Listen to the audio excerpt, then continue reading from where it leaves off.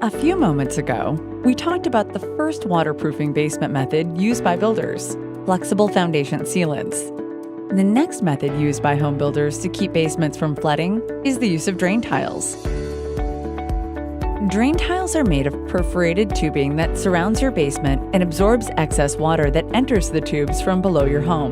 This water is usually produced by excess rain when it flows through the drain tile system, fills the sump crock, and gets pumped out. Typical builders create just one drain tile perimeter on the outside of the home per code. What most builders don't account for, however, is what to do with the water that gets under the basement.